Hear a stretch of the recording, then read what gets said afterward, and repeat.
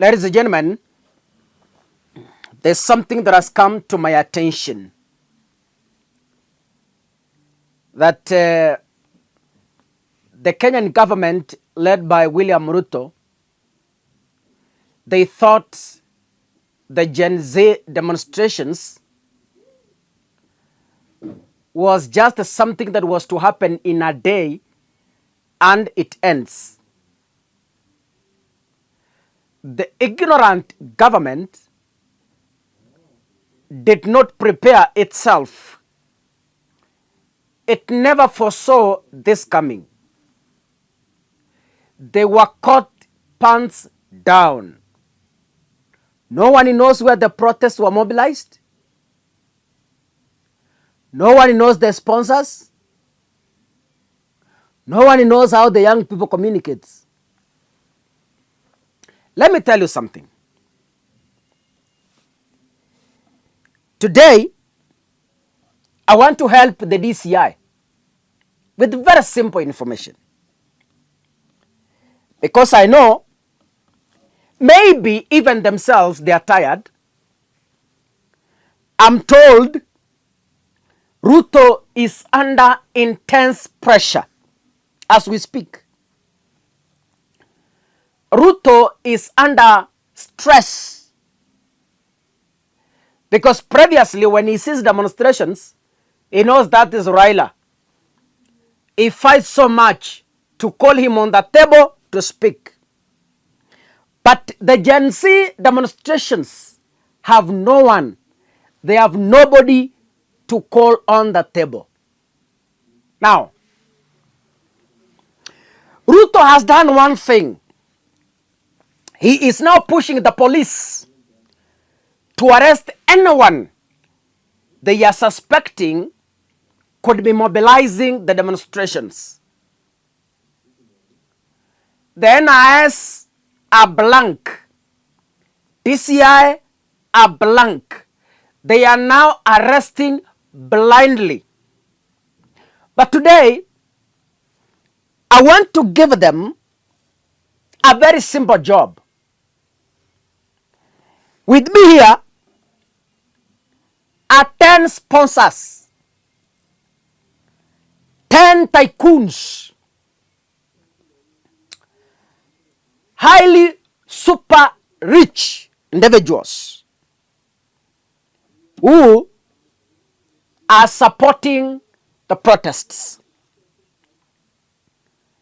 And they are very powerful, these individuals. Very powerful. Some of them are within government. And some of them are the government themselves. So, I know Gen Zs are being arrested and being questioned to speak and expose who the sponsors are.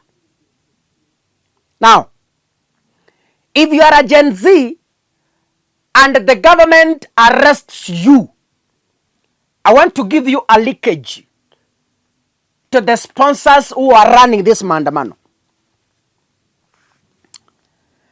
Police are searching the financiers, and in case you are arrested by the DCI, do not hesitate, just give in. As long as you inform the world that you've been arrested. Just post. Weka kwa, and can you form WhatsApp groups? Tengeneza WhatsApp group mingi so that when you are arrested, you post nimeshikwa. The rest will be just worked on. Now, in case you get arrested by a DCI officer for questioning, just go sit with them, as I'm seated here. Waambie tafuta kalamu na karatasi. I know the sponsors. I want to give you 10 of them. Number 1. Waambie, are you ready to write? Waketi chini, watafute kalamu na karatasi. Waambie wazime radio zote around. Tell them to close the doors. Waambie unawajua. You know 10 of them. Wakuje na karatasi waandike. Wakati wameketi, when they have sat with a pen and a paper, tell them. Sponsor number 1, I know very well, who is a friend of mine, is the high cost of living. Tell them you know that sponsor very well. He's a tycoon. And he runs popular businesses within this country. Just tell them you know him very well. And he's well managed. So sponsor number 1 is the high cost of living. Sponsor number 2, high taxation. That sponsor has previously sponsored Maandamano. So this time round, he has decided to invest in the young generation. Sponsor number 3, misuse of our taxes, is another sponsor who is running Maandamano in this country. Number 4, over borrowing is another sponsor. That is the one sponsoring Maandamano also. Number 5, Ruto's broad daylight lies and propaganda is another sponsor. Number 6, youth unemployment is another sponsor. Number 7, corruption. Number 8, politicians living beyond our means. Number 9, International Monetary Fund. I want to repeat. Kama uko na karatasi andika. If the police arrests you for questioning, and maybe they want to know who the sponsor of Maandamano is, I have 10 of them. Nimefikisha 9. The 10th one is the chair of this committee. I will give his name. Just tell those DC officers to get a pen and a paper. Tell them you have 10 sponsors. Number 1, the high cost of living is a well-known business person in this country and he has money. He is one of the sponsors. Number 2, high taxation. High taxation runs oil businesses in this country. A very well-known rich person who is printing t-shirts for our young people. Number 3, Mr. Misuse of our taxes is another sponsor who is buying whistles for our young men. Over borrowing is another sponsor. This one was tasked to print placards and posters. That is his work. Ruto's broad daylight lies is another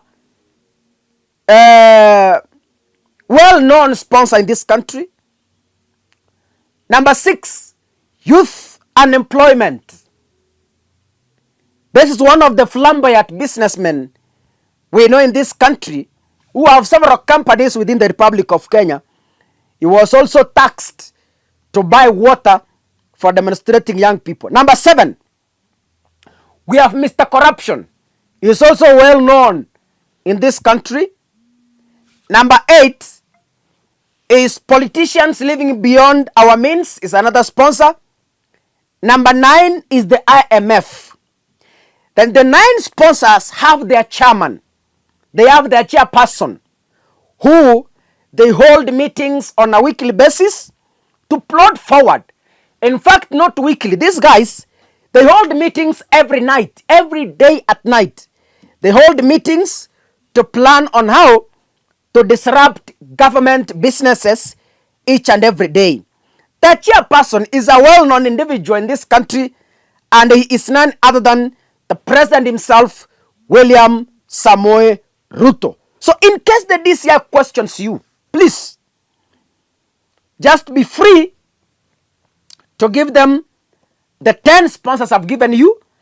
And actually, these are the people I have known or who have been known to fund the ongoing massive Gen Z demonstration. They are here within the Republic of Kenya.